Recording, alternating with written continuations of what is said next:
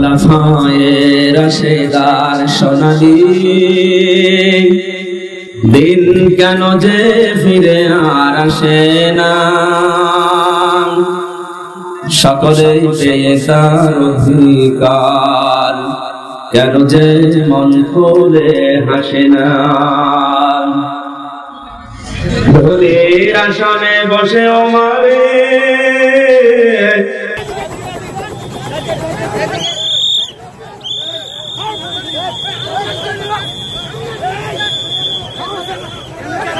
وَلَقَدْ آتَيْنَا لُقْمَانَ الْحِكْمَةَ أَنِ اشْكُرْ لِلَّهِ وَمَنْ يَشْكُرْ فَإِنَّمَا يَشْكُرُ لِنَفْسِهِ وَمَنْ كَفَرَ فَإِنَّ اللَّهَ غَنِيٌّ حَمِيدٌ.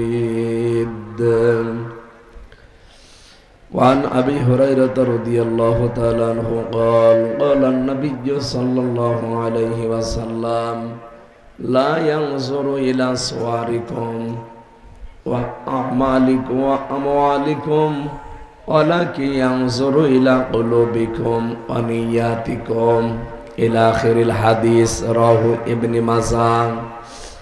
اللهم صل على محمد وآله وصحبه وبارك وسلم. আলহামদুলিল্লাহ, গাজীপুর জেলা, এটা কোন থানা? কালীগঞ্জ থানার অন্তর্গত আজমতপুর কলেজ ময়দানে হাফিজিয়া মাদ্রাসা এতিমখানার উদ্যোগে মহাবিশ্বের মহাবিশ্বয় আমাদের মালিক, আমাদের মনিব মহান রব্বুল ইজ্জত আল জালালের মুখের পবিত্র বাণী কোরআন কারীম, মঞ্চে বসা সম্মানিত ব্যক্তিবর্গ, আমি গাজীপুর জেলাকে এমনিতেই বেশি ভালোবাসি, কিন্তু এই 2 দিন একটু মনটা খারাপ। আপনাদের এই গাজীপুরের একটা অবৈধ মেয়র, উনি কি হুমকি দিয়েছেন দেখেননি? যে যারা আমাদেরকে চলাফেরা করতে দেয় না দিনে, তাদের রাতের ঘুম আমরা কেড়ে নেব। আপনি মানুষ, এতদিন তো বহু মানুষ আপনাকে ভালো মানুষ বলতো, আর আপনার চরিত্র এই, আপনি কি করেছেন তলে তলে সবাই জানে দেশে। কি কথা বলে না কেন? 5 তারিখের আগে বিএনপির যে সমাবেশে লাঠি সোটা নিয়ে খিচুড়ি রান্না করে গরু জবাই করে খাবার পাঠিয়ে এইটা যে ভঙ্গ করেছিলেন, তার ভেতরে আপনি একজন। আপনার চরিত্র মানুষ এখন জানে, আর ওদের চরিত্র সবারই ওই একরকমই। এই জেলায় একজনের বাড়ি ওই যে কি মোজাম্মেল হক, অকর্মা মোজাম্মেল, আকামেল মোজাম্মেল। আসলে এই লোকটা কি কাজ করে, বেকার বেকার এর একটা দায়িত্ব দিয়ে খালি টাকাগুলো খেয়েছে। এই জন্যে এই 15.5 বছরে যারা এমপি ছিলেন, মন্ত্রী ছিলেন, বাংলাদেশের টাকা যারা ভাতা নিয়েছেন টাকাও ফেরত দেওয়া লাগবে, নয়তো আপনাদের কোনো মাপ নেই। ফকলা করে ফেলেছেন দেশটাকে একেবারে। যে সমস্ত সম্মানিত শব্দগুলো আছে আল্লাহ নিজে বানিয়েছেন, এই শব্দগুলো কিন্তু যেখানে সেখানে লাগানো যাবে না। বিশেষ করে শহীদ, এই শব্দটা যেখানে সেখানে আজ আমরা লাগিয়ে দেই না। শহীদ জিয়া নামটা শুনলে আগে শহীদ চলে আসে। আমি কাবা শরীফে 16 সালে গিয়েছিলাম, প্রথমে নিজে ছিলাম তো এই জন্য বলছি। ওই সময় দেখতে পেলাম কাবার ইমাম, এই যে মসজিদের নামিরা যেটা আছে আরাফাতের ময়দানের পাশে, এই জায়গায় উনি খুতবা দিচ্ছিলেন, হজের খুতবা। আমি নিজে এই কানে শুনলাম, উনি দোয়া করছিলেন আরবিতে, শহীদ জিয়াউর রহমান। এটা আরবিতে বলছিলেন, বাংলা এটা যে আল্লাহ তুমি তার ওপরে তোমার রহমতের ছায়াটা দিয়ে দাও। কেন এ দোয়া করলেন? তার পরের যে আরবি শব্দগুলো তিনি বলছিলেন তার বাংলা অর্থ এটা। আপনারা তো আরবি বললে বুঝবেন না, এই জন্য বলছি। উনি এই কারণে দোয়া করলেন যে এই যে আরাফাতের ময়দানে এখন লক্ষ লক্ষ মানুষ এই যে ছায়া পায়, এই লোকটার কারণে। উনি নিম গাছ লাগিয়েছিলেন, এই বাংলাদেশ থেকে নিয়ে নিম গাছ লাগিয়েছিলেন। সাজারাত জিয়া বলে ওই দেশের মানুষ, জিয়া গাছ বা সাজারাত জিয়া।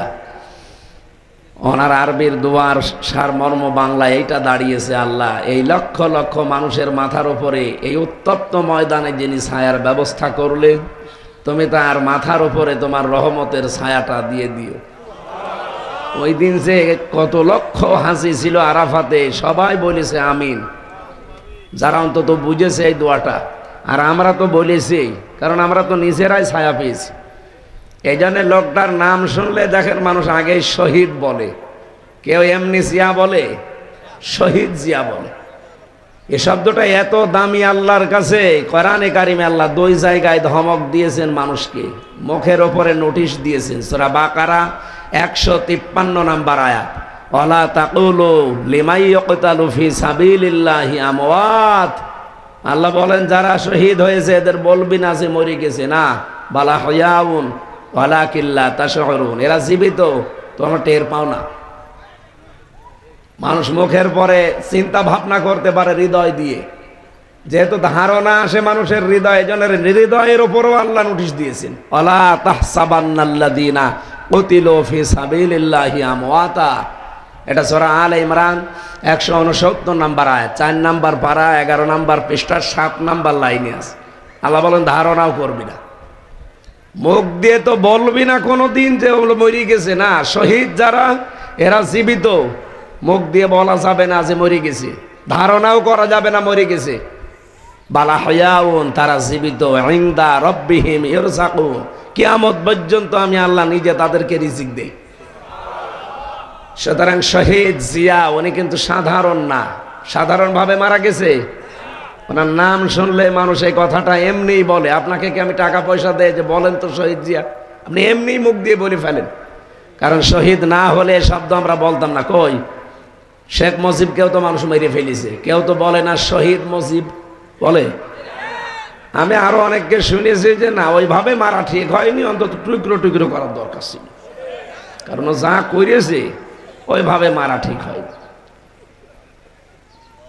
ওই লোকটাকেও মেরে ফেলেছে, এনাকেও মেরে ফেলেছে। ওনার নামে আজ পর্যন্ত আমি শহীদ শেখ মুজিব কোনোদিন শুনিনি, কিন্তু সারা জীবন সেই ছোটবেলা থেকে শুনে আসছি এনার নামটা, যে কেউ বললে আগে বলে শহীদ জিয়া। আল্লাহ যেন শহীদ হিসাবে কিয়ামত পর্যন্ত তার কুদরতের খাবার তাকে খাওয়ার। তার সন্তানটা মারা গেছে আরাফাত। আল্লাহ রাব্বুল আলামিন কোনো মানুষকে যদি সত্যি মেরে ফেলা হয় যে কোনো কায়দায়, তাকেও শাহাদতের মরণ দান করে। তার ছেলেটাও কিন্তু সাধারণভাবে মরেনি, তাকে মেরে ফেলা হয়েছে। কি কথা বলেন না কেন? আল্লামা সাইদিকে উনি এমনি মরেনি, ওনাকে মেরে ফেলা হয়েছে। এই জন্য মানুষ ওনার নাম শুনলে এখন আল্লামা শহীদ দেলাওয়ার হোসাইন সাইদি রহমতুল্লাহ আলাই বলে। বহু মানুষকে বিচারিক এই কায়দায় আপনারা মেরে ফেলেছে। সত্যিই যারা ওই অপরাধী না, তাদেরকে যদি এভাবে মেরে ফেলেন, তারা তো শহীদ হয়েছে। যারা মারলেন তাদের জন্য জান্নাত হারাম হয়ে গেছে। গোলাম মাওলা রনি আওয়ামী লীগের সাবেক এমপি, এই যে অবৈধ এমপি নাকি, ও ভালো এমপি ছিল, ওইটা অবৈধ। ও জানিয়েছিল কাদের মোল্লা, আব্দুল কাদের মোল্লা শহীদ, এই লোকটার সাথে আমি জেলখানায় ছিলাম। আর ওর নিজের বাড়িও পটুয়াখালী না, বাড়িও ফরিদপুরের এই সদরপুরে। ওর নানা বাড়ি ওখানে, এখানে ছোটবেলা থাকে মারা মানুষ হয়েছিল। নিজে বলেছে যে আমি ছোটবেলায় এই লোকটার সাথে, আমার নানাদের সাথে মিশে দেখেছি, ইনি বীর মুক্তিযোদ্ধা ছিলেন। অথচ তার নামটা পরিবর্তন করে কসাই কাদের দিয়ে তাকে মেরে ফেললেন।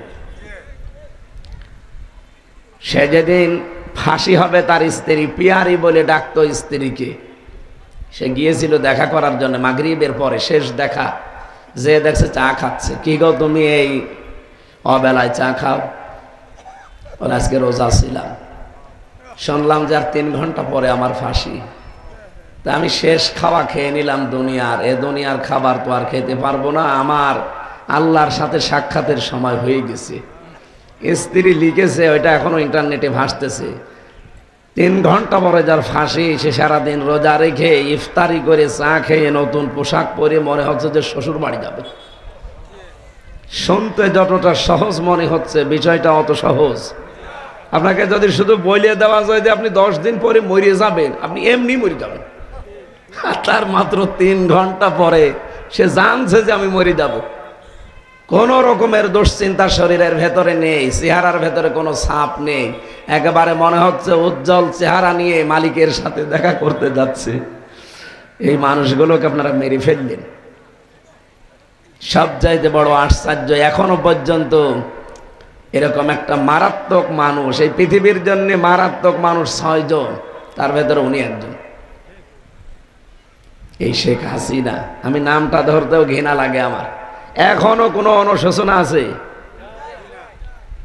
সারা জীবন যা করেছে তো করেছে, অন্তত 24 সালে 2732 জন আর্মি মেরে ফেললেন।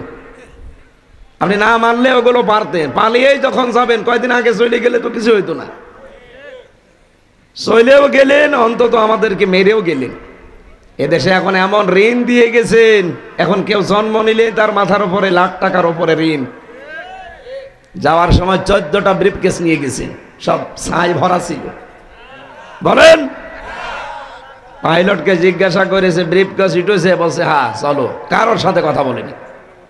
আমার দেশ পত্রিকায় সব আসতেছে এখন, একটা কথা কারোর সাথে বলেনি। কাওয়া কাকুকে যে বলবে যে কাওয়া চলে গেলাম, তাও বলেনি। আমারে তো একটু নাম্বার জোগাড় করে বলতে পারতো না যে হামজা 3 বছর জেল খাটালাম, বেকার চলে গেলাম, মাফ করে দিও, তাও বলেনি। আমি কার নাম বলব? সুতরাং ওই মানুষটার বাবার নাম আমি শহীদ শুনি না, কিন্তু তারেক জিয়ার পিতার নাম শুনি শহীদ জিয়া। আল্লাহ যেন তাকে শাহাদতের মর্যাদা দান করেন। তার বেগম, তার ম্যাডাম বেগম খালেদা জিয়া অসুস্থ, আপনারা জানেন। এরা আইন দেখাতো যে না, ওনার বিদেশে যাওয়া কোনো বৈধতা নেই, তো এখন বৈধতা হলো কি করে? সবগুলো বানানো নিয়ম নীতি এদের। বিচার ব্যবস্থাকে পুরাটা কন্ট্রোল করতো হাসিনা একা। আমার ফাইলের উপরে লাল দাগ দিয়েছিল, আমার আর মামুনুল হকের। বলেছিল যারাই জামিন পাকে, এই 2টা যেন জামিন না পায়। একেবারে জামিনই দেয়নি, অথচ মামলা কিছুই না। যদি আমার সাজা লাগিয়ে দিত, তাও 3 মাসের বেশি আমি জেলে থাকি না, অথচ 3 বছর ফাঁসির কন্ডেম ছেলে আমার রেখে দিয়েছে। আর যে টর্চার করেছে রিমান্ডে, আমার এমন কোনো জায়গা নেই, চুল থেকে পা পর্যন্ত এক চুল ফাঁকা নেই যেখানে টর্চার নেই।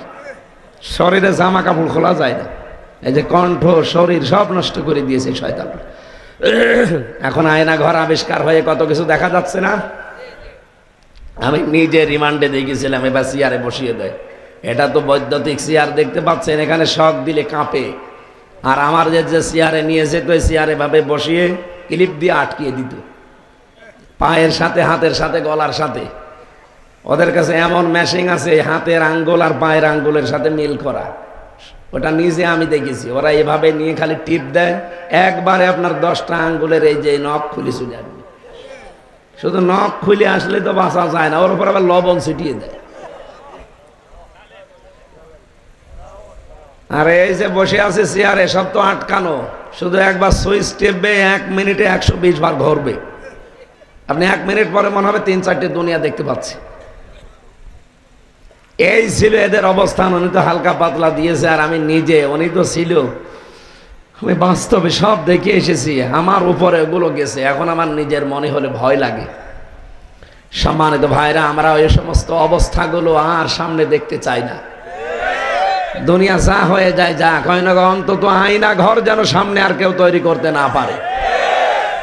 মানুষ যখন অপরাধের সীমা ছাড়িয়ে যায়, তখন তার অনুশোচনা বোধ আল্লাহ বন্ধ করে দেয়। ইন্নামা নুমলি লাহুম লিয়াজদাদু ইসমা ওয়া লাহুম আযাবুম মুহিন। সূরা আলে ইমরান 168 নম্বর আয়াতের শেষের অংশে আছে। যখন মানুষের পাপের বোঝা পরিপূর্ণ হয়ে যায়, তখন ওর ভেতরে যে অপরাধবোধ কাজ করবে, একটু অনুশোচনা আসবে, ওইটা আর আসে না। আল্লাহ ওইটা তুলে নেয়। আমার মনে হয় ওনাদের অবস্থা এখন তাই। পাপের বোঝা একেবারে পাল্লা ভার হয়ে আরো পড়ে যাচ্ছে, তো অনুশোচনা করবে কি করে? এই জন্য আমি নিজে টের পেয়ে আমার এখন ভয় লাগে, অনুশোচনা লাগে যে ওই মানুষগুলো এখনো পরিবর্তন হয় না, এটা তওবা করে না, এখনো পর্যন্ত বিদেশের মাটিতে বসে বসে ষড়যন্ত্র চালিয়ে যাচ্ছে। এই দেশে আবেগ নিয়ে কিছু হবে না ভাই। উগ্রপন্থী হিন্দু কিছু আছে, এরা যেহেতু ডোনাল্ড ট্রাম্প এসেছে, এরা টাকা পয়সা খরচ করে, আর এরা তো টাকা পয়সা কম মারেনি বাংলাদেশ থেকে। এদেশে জামাত বিএনপির কাছে কোনো টাকা আছে? টাকা তো সব ওই শয়তানদের কাছে। এই টাকা পয়সাগুলো এখন এই লবিস্ট নিয়োগ করছে, উগ্রপন্থী হিন্দু যারা আছে আমেরিকায়, এরা এই টাকাগুলো কাজে লাগিয়ে বাংলাদেশে একটা জঙ্গি রাষ্ট্র হতে যাচ্ছে, ডক্টর ইউনূস এরকম কিছু করতে চাচ্ছে, এই রকম কথাগুলো ট্রাম্পকে বোঝায়। আর এই যে জুমার দিন মানুষ নামাজ পড়ে বের হয়, ঈদে নামাজ পড়ে বের হবে, এগুলো সবই তুলে ওখানে পাঠাবে ট্রাম্পের কাছে। এই দেখেন কি আন্দোলন চলছে, সব মাথায় টুপি আর দাড়ি, আর ওরা তো দাড়ি টুপি দেখলে এমনি ভয় পায়।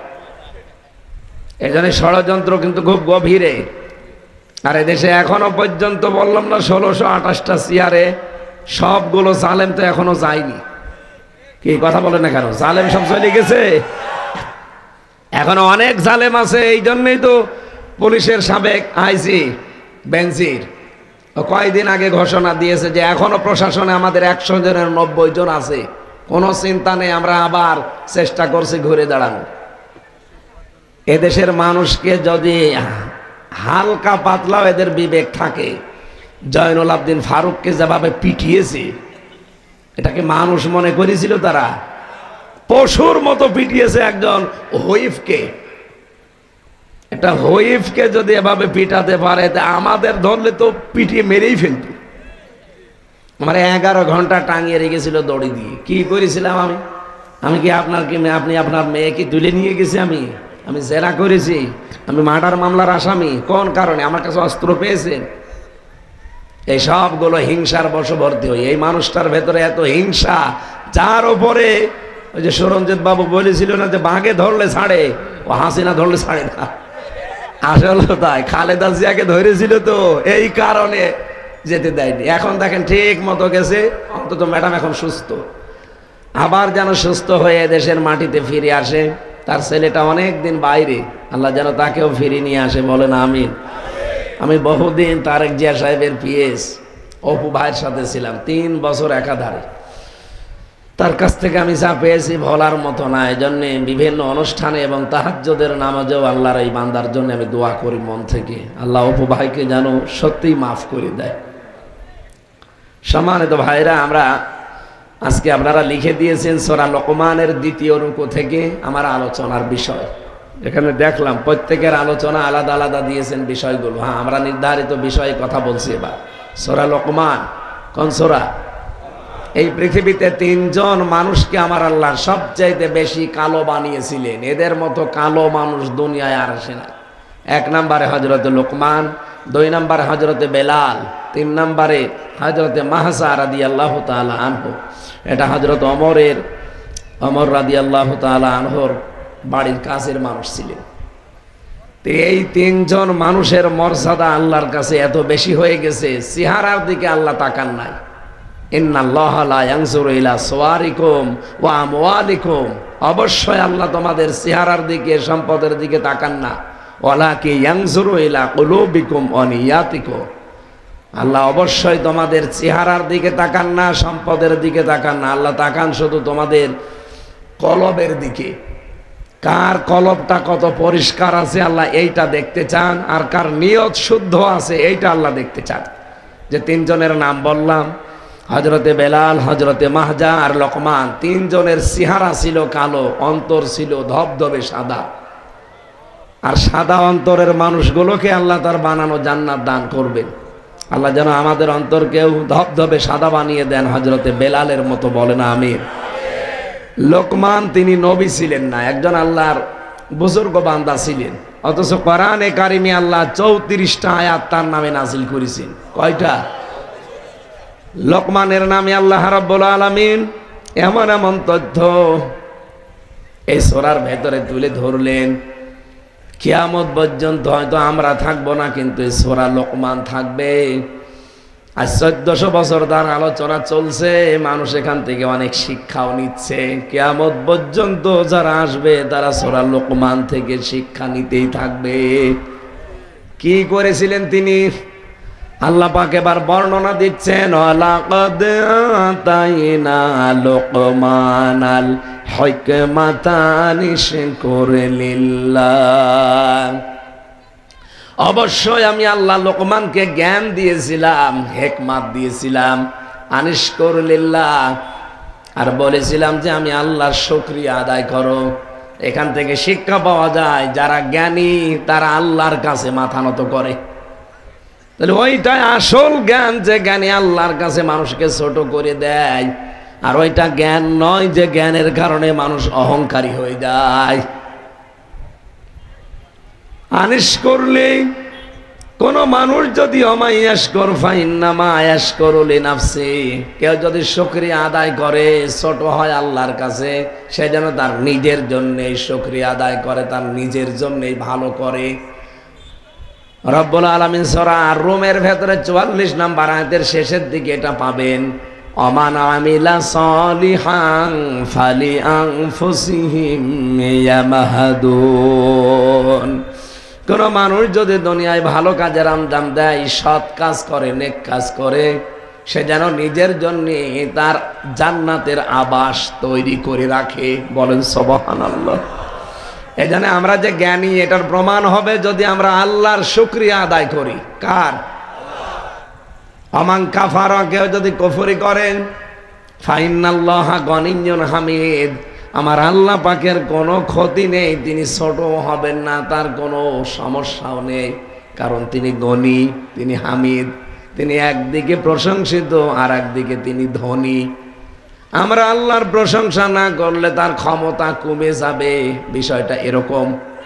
বলেন, শুকরিয়া আদায় করছি তো আমার নিজের উপকারার্থে, তার শুকরিয়া আদায় করব আমার নিজের জন্যে, কারণ যত বেশি শুকরিয়া আমার আমল নামায় থাকবে তত বেশি জান্নাতের ভেতরে আমার শান্তির নিবাস তৈরি হবে।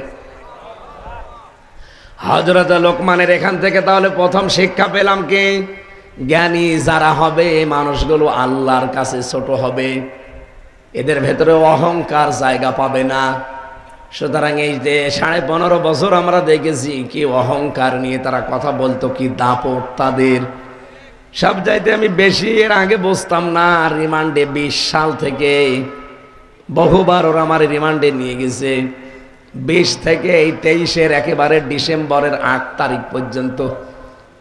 এই 3টা বছর আমি দেখেছি এ মানুষগুলো যারা দায়িত্বে ছিল তাদের অহংকার কি, তাদের বড়ত্ব কি, কাউকে তারা মানুষই মনে করতো না। আমি যাই হই, কারেন্ট চলে গেল, একটু লাইনটা দেন।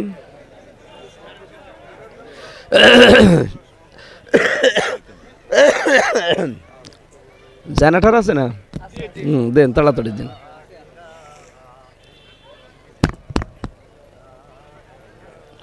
ওখানে একজন বসিয়ে রাখতে পারেননি? ঠিক আছে, 15-20 মিনিট পরে এখানে নামাজ পড়ে নেব, বসেন। বলেন তো, আমি যে রিমান্ডের কথা বললাম আমি এমনি বলছি না, যে এখনো পর্যন্ত অনেক জালেম কিন্তু সাফাই গাচ্ছে যে আয়না ঘর এগুলো বানানো। আরে বানানো আমি নিজে দেখে আসলাম, আর বানানো মানে আমাকে আপনি বানানো বলে বিশ্বাস করাতে পারবেন? আমি নিজে তো ভিকটিম, নিজে সাক্ষী। আমি আমার নামে যাই হোক অন্তত একটা আলেম লেখা আছে না, যে মুফতি আমির হামজা, এইটা দেখেও তো অন্তত একটু দয়া লাগার কথা। অথচ সেই কয়টায় দায়িত্বে ছিল দেখতাম নাম দেখে আরো টর্চার বাড়িয়ে দিত। জেলখানার ভিতর যেহেতু আমার 24 ঘন্টা তালা লাগিয়ে রাখতো, আমার বের হতে দিত না, সিসি ক্যামেরা দিয়ে রেখেছিল আমারে আর গিয়াসউদ্দিন মামুন রে, বলছে এই 2টারে দিয়ে রাখবা সব সময়। ওরা আবার ওই মনিটরিং করে দেখতো উপর থেকে আমাদের সাথে কেউ কথা বলে কি। এক কারারক্ষী আসলো, নাম দেবদুলাল। চিন্তা করলাম ও সাঁতা তো আলেম সালেম কিছুই বোঝে না, সারাদিন তো আমার তালা মারি রাখে, একটু বলি যে একটা বই নিয়ে এসে দিন। বললাম যে স্যার একটা বই নিয়ে এসে দিতে পারেন না, সারাদিন বসে থাকি কিছুই নেই। বলছে ঠিক আছে, কালকে একটা বই নিয়ে এসে দেবো। আল্লাহ বই নিয়ে এসে দিয়েছে বঙ্গবন্ধুর আত্মজীবনী। ও ছাতা পড়ে কি করবো? না এ বই না, ভালো বই নিয়ে আনবে। পরের সপ্তাহে বই নিয়ে এসে দিয়েছে বঙ্গবন্ধুর ছেলেবেলা। আমি গরম দিলাম যে আপনি আর বই পান না, কি বই নিয়ে আসেন? ঠিক আছে, এর ভালো বই আমার কাছে আছে, লাইব্রেরি থেকে নিয়ে এসেছে বঙ্গবন্ধু চীন সফর। না এসব বই না নিয়ে আপনাকে আমি তালিকা দিচ্ছি, এই বই নিয়ে এসে দিন। কি বই চান আপনি? বললাম আমার ফাঁসি চাই। মতিয়ার রহমান রিন্টুর লেখা এই বই আছে, বলছে ওই বই পড়তে নেই, ওইটাই নিয়ে আসেন। আমি মেজর ডালিম বলছি এই বইটা নিয়ে আসেন। আরো কয়েকটা নাম বলেছিলাম, একটা বইও নিয়ে এসে দেয়নি। কয়েকদিন পরে দেখলাম এক কারারক্ষী পেয়েছি মুসলমান, দেখলাম এরে দিয়ে একটু কিছু হতে পারে। বললাম যে ভাই একটা তাফসির এনে দেন। আল্লাহর ইশারাও দুইটা তাফসির নিয়ে এসেছে চুরি করে, একটা হচ্ছে ফি জিলালিল কোরআন আর তাফহিমুল কোরআন। এই পৃথিবীতে তাফসিরের জগতে 42টার উপরে আছে, সবচাইতে বেশি ভালোবাসি আমি এই দুইটাকে, আর এই দুইটাই আল্লাহ মিলিয়ে দিয়েছে। তা আমি যেটা বলছিলাম, এই যে মানুষগুলো অন্তত আলেম দেখে হাফেজ দেখে একটু নরম হওয়া, আর যে গালি গালাজ করলো রিমান্ডে, আমার মা বাপ তুলে তো দিয়েছে। এই জন্য এদের যে অহংকার একেবারে সীমা ছাড়িয়ে গিয়েছিল, এরা আর সীমানার ভেতরে ছিল না। এই জন্য আল্লাহর আয়াত হচ্ছে আলাহুম আযাবুম মুহিন। এরা যখন সীমা ছাড়িয়ে চলে যায় তখন আমি এদেরকে অপমানজনক শাস্তি দিই। কি অপমান করেছে আপনি টের পেয়েছেন? সীমা ছাড়িয়েছিল, এই কারণে বলছি বহু মানুষের বাড়ি ঘর এরা ভেঙে দিয়েছে। আপনি সাতক্ষীরায় যান, চাঁপাইনবাবগঞ্জে যান, বুলডোজার দিয়ে বহু মানুষকে তারা বাড়ি ঘর মাটির সাথে মিশিয়ে দিয়েছে ক্ষমতায় থাকতে। এই জন্য আল্লাহ এখন আযাবুল বুলডোজার নাজিল করিস। আযাবুল বুলডোজার নাজিল হয়েছিল না কয়দিন? আমার কুষ্টিয়ায় হানিফের বাড়ি একেবারে মাটির সাথে মিশিয়ে ফেলিস। এবার ধানমন্ডির 3200 এ যে গজব এসেছিল, কোন গজব? আযাবুল বুলডোজার। এখন প্রমাণ হচ্ছে বাড়িটা বঙ্গবন্ধু 1961 সালে, এটা খাস জমি। আপনি কেন এইভাবে বাড়ি করলেন? সুতরাং এই জমি যেন খাস ছিল, খাসি হয়ে যায়। এক কাপড়ে 40 বছর যে মহিলা বাস করলো এক বাড়িতে, তারে এক কাপড়ে আপনি বের করে দিলেন। সারা দুনিয়া ওই দিন কেঁদেছে ম্যাডামের কান্না দেখে, কিন্তু ওনার মনে কোনো কান্না না, আরো ওই দিন অট্ট হাসি এসেছে। আবার বক্তব্য দিয়েছে ওনারে আমি বের করে দেব, এই সিদ্ধান্ত আগেই নিয়েছিলাম। বলেন নাউজুবিল্লাহ। এত হিংসা মানুষের ভেতরে তৈরি হয় কি করে? ওয়ালা ইয়াজরিমান্নাকুম শানাআনু কওমিন। কোরআনে 2 জায়গা আল্লাহ এই কথাটা, এক জায়গায় দিলে তো হয়ে যেত, 2 জায়গায় দিয়েছে। সূরা মায়েদার ভেতরে আল্লাহ বলেন এই সাবধান, হিংসার বশবর্তী হয়ে কোনো ব্যক্তি, কোনো পরিবার, কোনো সমাজ, কোনো গোষ্ঠী, কোনো দল, কোনো দেশ কারো উপরে হিংসার বশবর্তী হয়ে ধ্বংস করে দিবা না। আর এইটাই করেছিল 15.5 বছর। হিংসার বশবর্তী হয়ে যার উপরে হিংসা ছিল তারই শেষ করে দিয়েছে। আর সবচাইতে বেশি হিংসা করতো এদেশের আলেমদের উপরে। কি আলটা পাল্টা মামলা দিত আলেমদের। সারা জীবন যে লোকটা কোরআন প্রচার করে বেড়ালো তার নামে দিয়েছে ধর্ষণ মামলা। সাইদি সাহেবের সর্বশেষ মামলা ছিল ধর্ষণ মামলা। যে মহিলাকে সাজিয়ে নিয়ে এসেছিল অ্যাডভোকেট তাজুল ইসলাম জিজ্ঞাসা করছে যে মা আপনাকে কি আল্লামা সাইদি ধর্ষণ করেছে? বলছে জি হ্যাঁ। তে আপনার জন্ম কত সালে জন্ম আপনার? 1975 সালে। 1975 সালে আপনার জন্ম, আর উনি আপনাকে 1971 সালে ধর্ষণ করেছে। একে রুহের জগতে। তখন অ্যাডভোকেট তাজুল ইসলাম বলেছিল মাননীয় আদালতে পয়েন্ট একটু লেখেন, এর জন্ম 75 আর এর ধর্ষণ করেছে 71। এটা দুনিয়ায় না, রুহের জগতে। ওই দিনই তো মামলা ঢিসমিস হয়ে যাওয়ার কথা। এই কথা বলেন না কেন? অথচ শয়তান যে ছিল বিচারপতি কালামানিক, এটা বিচারপতি নামে একটা কলঙ্ক। আল্লামা সাইদি ওর নাম ধরে বরদোয়া দিয়েছিল যে আমার ইজ্জত নিয়ে যারা টানাটানি করলো আল্লাহ যেন তাদেরকে বেইজ্জতি করে দুনিয়ায়। কলা পাতা শুয়েছে আল্লাহ। কথা বলেন। গলায় গামছা দিয়ে টেনে এনেছিল একটা সুপ্রিম কোর্টের বিচারপতি, এমনকি ওর বিসিয়ে উড়ে গেছে। হ্যাঁ, ওর বিসি নেই। কয়েকদিন আগে গাজীপুর কাশেমপুর কারাগারের পেছনে আমার মাহফিল ছিল। কারারক্ষে শুনতে এসেছে, দেখা করে বললাম কি হুজুর আপনি যে ঘরে ছিলেন ওই ঘরে ওই কালা মানিক রে গেছি, কিন্তু একটা দুঃখের খবর আছে কি ওর বিসি নেই। ওর বিসি থাকার দরকার নেই। ও বিসি কি হবে? বহু বিসি দুনিয়ায় নষ্ট করেছে, ওর বিসি আল্লাহ এই কারণে উড়িয়ে দিয়েছে। এই জন্য যার উপরে যতটুকু করেছেন ভাই বলছিলেন না অতটুকু আপনার জীবনে যাবে। মানুষকে আপনি এক কাপড়ে বাড়ি থেকে বের করে দেন, বুলডোজার দিয়ে ঘর ভাঙেন, এখন আপনারটা কেমন লাগছে এখন বলেন? এখন তো এই দেশে শুনছে যে এখন লং মার্চ শুরু হবে নাকি গোপালগঞ্জে, এদেশের কোনো চিহ্ন নাকি এদেশের জনগণ রাখতে চাচ্ছে না। এখন যদি সত্যি এটা শুরু হয়, যদিও এটা ঠিক হবে না, একজন মরে গেছে যাক, শহীদ জিয়ার কবরটা পর্যন্ত তুলে দেওয়ার জন্য 15.5 বছর কত নাটক করেছিল না। এখন যদি ওই নাটক উল্টি আপনার উপরে আসে বলেন, আর উস্কানিতে পা দেবেন না কেউ। অনেকে গোপালগঞ্জের মতো বিভিন্ন সময় উনি উস্কানি দেয় আর পা দেয়। দেখেছেন আর্মিরা কি পিটানো পিটাচ্ছে, ডেভিল হান্ট আরম্ভ করেছে শয়তানের খোঁজে। শয়তান যা পাচ্ছে একেবারে খোঁজ করে নিয়ে আসতেছে, আর পেছনে যে দিয়া দেখছে লাল হয়ে যাচ্ছে।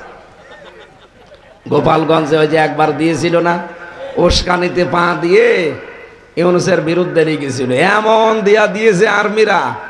ওই সময় শুনতাম গোপালগঞ্জ থেকে কেউ ঢাকায় আসলে 300 টাকা নেয়, বসে আসলে আর দাঁড়িয়ে আসলে 1000 টাকা। কি পিটানো পিটিয়েছে চিন্তা কর। এই জন্য আগামীতে আমি জানি ওনার মাথা খারাপ হয়ে গেছে, কারণ একটা গরু হারালে মানুষের মাথা খারাপ হয়ে যায়, আর ওনার সাজানো বাগান শেষ হয়ে গেছে। কথা বলো না কেন? 41 সালে টার্গেট ছিল, সাজানো বাগান যেই শেষ হয়ে গেছে, মাথা এখন খারাপ হয়ে গেছে। এই কারণে হয়তো উল্টাপাল্টা বকতেছে। ওনার ওই উল্টাপাল্টা বকা বকুক, ওনার কথা অন্তত কান দেওয়ার দরকার নেই। ওনার কথায় কান দিয়ে যদি আপনি নিজের ভবিষ্যৎ নষ্ট করেন, আবার আজাবুল বুলডোজার নাজিল হয়েছিল, ডেভিল হান্ট নাজিল হয়েছে, এরপরে কিন্তু আবার আর একটা আজাব আসতেছে। এই জন্য আমরা যেন কারো উস্কানিতে পা দিয়ে দেশটাকে অস্থিতিশীল করতে চেষ্টা না করি। আল্লাহ তুমি আমাদের সম্মতি দাও, বলেন আমিন। এরপরে হযরতে লোকমানের নামটা আল্লাহ চিরন্তন করে দিয়েছেন দুনিয়ার মানুষের কাছে। এই কারণে এখানে এবার শিক্ষা দিয়েছেন আল্লাহ। ওয়াইদ ক্বালা লুকমানু লিবনিহি ওয়া হুয়া ইয়াইযুহু ইয়া বুনাইয়া লা তুশরিক বিল্লাহ ইন্নাশ শিরকা লা যুলমুন আযীম। রব্বুল আলামিন বলেন, এই যে লোকমান নামে এই লোকটাকে আমি চিরন্তন করে দিয়েছি। কেন জানো? হে পৃথিবীর মানুষেরা, তোমরাও হয়তো 100 বছর পরে আর থাকবে না, কিন্তু তোমাদেরকেও আমি চিরন্তন করে রাখতে পারি। কি করেছিলাম লোকমানকে? এবার তাকান। তিনি তার ছেলেটাকে ডাক দিয়ে বললেন, আমার কলিজার টুকরা, দুনিয়ায় যাই করো শিরিক করবা না। কি করবা না? ইন্না শিরকা লা যুলমুন আযীম। শিরিক আল্লাহর সাথে বড় জুলুম।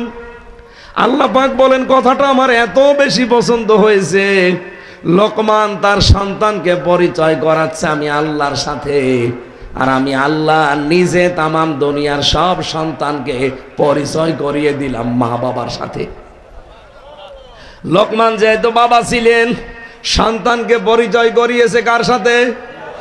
আর আমি আল্লাহ নিজে দায়িত্ব নিয়ে লোকমানের সাথে তার সন্তান শুধু না, কিয়ামত পর্যন্ত যত সন্তান দুনিয়ায় আসবে তাদের কাছে যে মা বাবা কি জিনিস সেটা আমি আল্লাহ নিজে বুঝিয়ে দিলাম। ওয়াসাইনাল ইনসানা বিওয়ালিদাইহি হামালাতুহু উম্মুহু ওয়াহানান আলা ওয়াহনি ওয়াফিসালুহু ফি আমাইনি আনিশকুর লি ওয়া লিওয়ালিদাইকা ইলাইয়াল মাসির। হযরত লোকমান শুধু পরিচয় করিয়েছিল তার সন্তানটাকে আমার সাথে, আর আমি নিজে তামাম দুনিয়ার সব সন্তানকে পরিচয় করিয়ে দিলাম তাদের মা বাবার সাথে। পৃথিবীর সন্তানেরা, তোমরা কিন্তু মা বাবার সাথে ভালো ব্যবহার করবা। আল্লাহর ইবাদত করা যেমন ফরজ, মা বাবার খেদমত করা, তাদের সাথে ভালো ব্যবহার করা ফরজ। মা বাবার আইন মানা ফরজ না, মা বাবার ইবাদত করা ফরজ না। ইবাদত হবে কার? আইন মানতে হবে কার? কিন্তু মা বাবার সেবা করা লাগবে। মা বাবার সেবা করা কিন্তু নফল না, এটা নামাজের মতো ফরজ। এটা হাজারো সন্তান আমরা এই পরিচয়টা অনেকে জানি না। মা বাবার যে কি কষ্ট বিজ্ঞান এখন দেখাচ্ছে, একটা মানুষ সর্বোচ্চ 45 ইউনিট কষ্ট সহ্য করতে পারে শরীরে, কিন্তু মা আমার মুখ দুনিয়ায় দেখাতে গিয়ে 57 ইউনিট কষ্ট সহ্য করেছে। এই পৃথিবীতে 57 ইউনিট কষ্ট সহ্য করা কোনো পুরুষ মানুষ নেই, আর হবেও না। কিন্তু মায়ের এই পেট থেকে আসার সময় যে যন্ত্রণাটা, 32টা নাড়ি একবারে ছিঁড়ে গেছে, 32টা নাড়ি একবারে ছিঁড়ে গেছে। বিজ্ঞান এখন এই কষ্টটার পরিমাপ করে জানিয়েছে যেটা 57 ইউনিট পর্যন্ত কষ্ট মা সহ্য করে। এই জন্য আল্লাহ নিজের নামের পরে মায়ের নাম দিয়েছেন। অথচ হাজারো সন্তান এই বিষয়টা আমরা জানি না, মা বাবাকে বাড়ি থেকে তাড়িয়ে পর্যন্ত দেয়, আলাদা করে দেয়, বড় ভাইয়ের কাছে দিয়ে দেয়, এমনকি বৃদ্ধাশ্রমে রেখে আসে।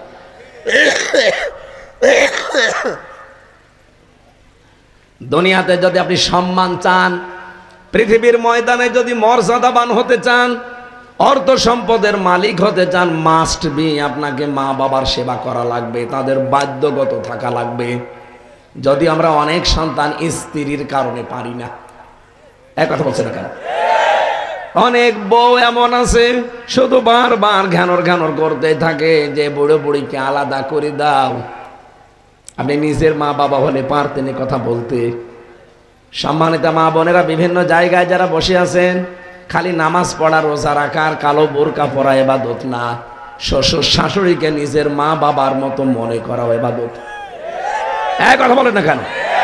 আর আমি নিজের স্বামী, আল্লাহর কসম করে বলছি, আমি সব স্বামীর পক্ষ নিয়ে বলছি, প্রত্যেকটা স্বামী আমরা চাই আমার স্ত্রী যেন আমার মা বাবার সাথে তার নিজের মা বাবার মতো আচরণ করে। সত্যিই কোনো বউ যদি স্বামীর মন 100 ভাগ পেতে চায়, সে যেন স্বামীর মা বাবার সাথে নিজের মেয়ের মতো হয়ে যায়। তাছাড়া জীবনও আপনি স্বামীর মন পাবেন না। হয়তো সামনাসামনি দেখানোর জন্য ভালো ব্যবহার করবে, তো ভেতরে ভেতর ওই স্বামীটা মানসিক রোগী হয়ে যাবে। এরকম মানসিক রোগী ছেলে আমরা নেই? কারা আছেন দেখি হাত তোলেন তো। বুড়ো মানুষ হাত তোলার দরকার নেই, আপনি আবার কার সাথে আলাদা হবেন। কয়েকদিন আগে আমি গিয়েছিলাম নীলফামারী, ওখানে নিয়ে গেল একটা বৃদ্ধাশ্রম দেখতে। যে দেখি এই কোলে 25 জন মা, এই কোলে 25 জন বাবা বসে আছে, প্রত্যেকের চোখের ভেতরে টল টল করছে পানি। আমি দুইজনের সাথে কথা বললাম, একজন বলছে হুজুর আমার ছেলে ডিসি, আর একজন বলছে আমার ছেলে আমেরিকায় থাকে। শুধু আমার বৌমার ঘ্যানরের কারণে আমাদের কাছে 3 বছর রেখে গেছে। ওদের চোখের দিকে তাকিয়েই মনে হচ্ছে প্রতিটি মা বাবার সন্তানের জন্য বদদুয়া দিচ্ছে। আরে ভাই, তাদের তো আমার মতো ছেলে আছে, আছে না? দেখেছেন একটা ছেলে ডিসি, একটা জেলা চালায়, অথচ তার মা বৃদ্ধাশ্রমে 3 বছর পড়ে আছে। ছেলেরা কখনো চায় না মা বাবাকে আলাদা করে দিতে, মা বাবাকে বৃদ্ধাশ্রমে দিতে, বাড়ি থেকে বের করে দিতে, কিন্তু বাধ্য হয় আমরা অনেকেই বউর কারণে। যদিও গাজীপুরে এরকম বউ নেই। সম্মানিত মা বোনেরা, পুত্রবধূ যারা আছেন, আপনাদের হাতে পায়ে ধরে বলছি না, নামাজে রোজা রাখা, কালো বোরকা পরা জীবনেও আপনি জান্নাত যেতে পারবেন না। পারিবারিক জীবনে আমাদের চাই এই সংসারটা ঠিক রাখা, নিজের মা বাবার মতো মনে করবেন। এখন যে জল্লাদ আছে, শাহজাহান জল্লাদের পরে ইলিয়াস, এই লোকটা কিন্তু শুধু মায়ের কারণে, বউকে, মাকে জিনিসপত্র দিলে বউ রাগ করত। একদিন বলছে আমি সাবধান করার জন্য, সংশোধনের জন্য একটা চড় দিলাম, ও ছাতা মরে গেছে। তখন ওর মা বাবা মার্ডার মামলা দিয়ে আমার জেলে, এই যে 30 বছর আমার জেল, আমি ফাঁসির আসামি ছিলাম, এখন আমার 30 বছর জেল খাটা লাগবে, অন্তত 22 বছর তো থাকাই লাগবে। এই যে ফাঁসির দায়িত্ব পেয়েছি আমি, বলেন তো এই লোকটার কি খুব বড় অপরাধ? সে মা বাবাকে জিনিসপত্র দিত, তার বোনকে দিত, কিন্তু এই বউটা সহ্য করতে পারতো না। কি করলেন? বউ দুনিয়া থেকে আপনিও বিদায় নিয়ে চলে গেলেন, আরে স্বামীটাকে 30 বছর এখন জেল খাটাচ্ছে। মা বোনেরা, আমি আর বলতে পারলাম না কথা, এখন 1:30 বেজে গেছে। যেহেতু ওনারা তাড়াতাড়ি করছে, ওনাদের নির্ধারিত সময় তো, আর একটা অনুষ্ঠান ধরা লাগবে। আমার আজকের অনুষ্ঠান আছে ওই যে দেওয়ান সালাউদ্দিন বাবু, ওনার ওখানে সবাই, ওখানে এখন যাওয়া লাগবে, উনিও বসে আছে। আগামীতে আবার আসলে রাতের বেলা আসবো আপনাদের কাছে, দিনের বেলা আসলে গ্যাঞ্জাম হয়ে যায়। আর আজকে শিডিউলটা আসলে কুয়াশার কারণে সমস্যা হয়ে গেছে। আমি আবার আসলে কথা বলবো ইনশাআল্লাহ। আমার শরীরটা যেন আল্লাহ আগের অবস্থায় ফিরিয়ে দেন, আল্লাহুম্মা আমিন। লা ইলাহা ইল্লা আনতা সুবহানাকা ইন্নী কুনতু মিনাজ জালিমিন। রব্বুল আলামিন তোমার যে বান্দায় মাহফিলের আয়োজনে আঞ্জাম দিয়েছে তার মা বাবার জন্য সে দোয়া চেয়েছি, মেহেরবানি করে তার মা বাবাকে মাফ করে দাও। মাহফিলের সম্মানিত সভাপতি, সহসভাপতি, আমাদের প্রধান অতিথি ফজলুল হক মিলন ভাই সহ যত মানুষ এখানে এসেছে, আল্লাহ আমাদের জীবনের অপরাধগুলো মাফ করে আমাদের ওই জায়গাটা নেকি দিয়ে পাল্টিয়ে দাও রব্বুল আলামিন। আজকে অপু ভাইয়ের সাথে কথা বললাম, তিনি দোয়া চেয়েছে ম্যাডাম খালেদা জিয়ার জন্য। ম্যাডাম খালেদাকে তুমি আবার সুস্থ করে আমাদের মাঝে ফিরিয়ে দাও। তার সন্তানটাকে তুমি শহীদ হিসাবে কবুল করো, তার স্বামীকে তুমি শহীদ জিয়া হিসাবে সারা পৃথিবীতে পরিচিত করে দিয়েছো, তাকেও তুমি শাহাদাতের মর্যাদা দান করো রব্বুল আলামিন। জাহিদ ভাইয়ের মাধ্যমে আমরা এসেছি, তোমার ফয়সাল ভাই, ফয়সাল বান্দা সহ যত মানুষ এখানে মাহফিলের খেদমত করেছে, যার যতটুকু সমর্থ সে কাজে লাগিয়েছে, তোমার রহমত তার দিকে এগিয়ে দাও। মা বোনদেরকে তুমি খাদিজাতুল কুবরার মতো বানিয়ে দাও। আগামীতে অনুষ্ঠানটা আরো বড় করে কোরআনের প্রচারে মঞ্জুর করে নিও। জালেমরা এমন কোনো টর্চার নেই আমার এই 3.5 হাত বডির উপরে করে না, শরীরটা ধ্বংস করে দিয়েছে। আল্লাহ আইতা মারি দিত ফাহুয়া ইয়াশফিন, আমি অসুস্থ হলে তুমি শেফা দাও। তোমাকে আমি আবার বলছি আমার শরীরটা, কণ্ঠটা ভিক্ষা দাও রব্বুল আলামিন। এই মাদ্রাসাটা কোরআনের জন্য কিয়ামত পর্যন্ত কায়েম রাখো। যারা হাফেজ হয়েছে কোরআনে কারিম সিনায় যেন মরণ পর্যন্ত রাখতে পারে। এলাকায় মাটির নিচে যত মানুষ আছে কোরআনের ইজ্জতে মাফ করে দাও। আমি সহ যারা অসুস্থ আমাদেরকে শেফায়ে কামেলা আজেলা নসিব করো। আলহামদুলিল্লাহি রাব্বিল আলামিন, লা ইলাহা ইল্লাল্লাহু মুহাম্মদ।